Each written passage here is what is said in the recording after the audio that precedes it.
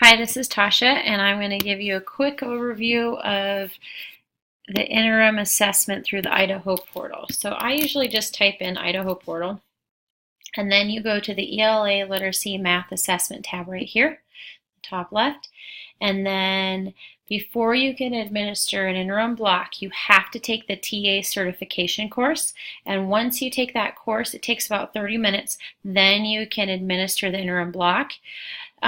There's two things I want to show you, and it goes through the steps through the TA certification course, but if you're kind of wondering what interim block you might administer, if you go to this, they call it AVA, Assessment Viewing Application. So if you click on this, it will give you kind of an overview of what interim block you might want to administer. So let's just pick 6th grade.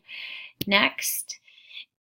And it'll give you the menu. So it shows you all the ELA tests that you can administer and all the math.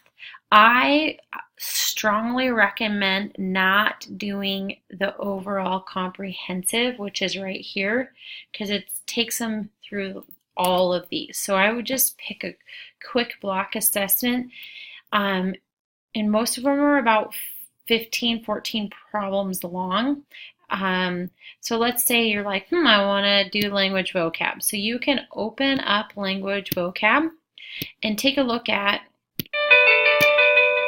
what kind of questions will be presented to your students. So you can kind of use this two ways. One, you can use it to look at, so you can use AVA to look at the type of questions that your students would be asked. You could use this as an entry task, so you could have this projected and just go over a question a day. Or when you get the results from the interim assessment, you can use AVA as a way to reteach. So it will tell you the percentage of students that got, say, question 1 incorrect, and then you can use this question to reteach. So I'm going to go back to the portal, and I want to show you how to administer. So let's say you liked the way that, oh, sorry, I went too fast. So I'm just going to click a answer. You can just kind of clip through here and not really, just to kind of give an idea of what it looks like, but you can't go forward until you click something. So sometimes I'll just click the wrong answers real quick just to get a general idea of what the test is about. So anyways, back to administer. So if you go to test administration, and I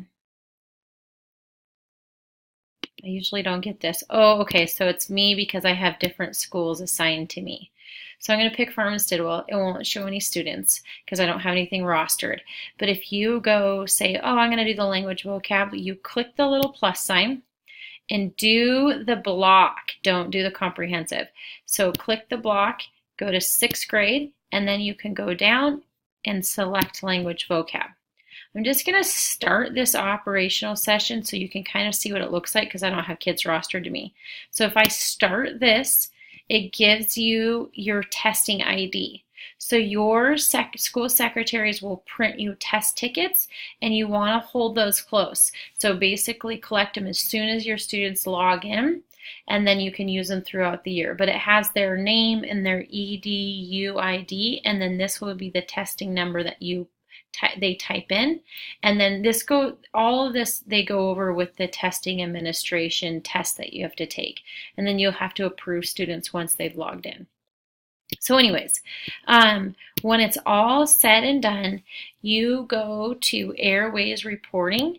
I won't have any kids in here, but this will give you an overview of how your students scored on the interim block, and it breaks it down to each student, or it gives you like, these are the 5 questions that your students scored the best on, these are the 5 questions that your students scored the worst on through the Airways reporting.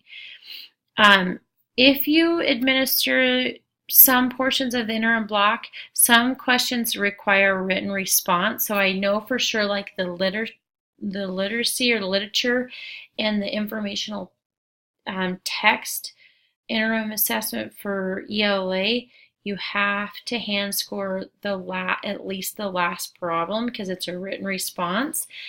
And you do that through here, the teacher hand scoring system. And it will just take you through your roster and it's rubric scored. So they usually it's on a 0, 1, or 2.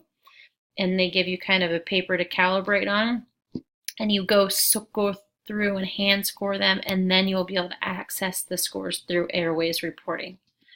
I know this is a lot, so I just want to give you a quick overview. I'm available to help you administer this in your classroom or analyze your data once you're done administering. So just reach out and let me know. Thanks.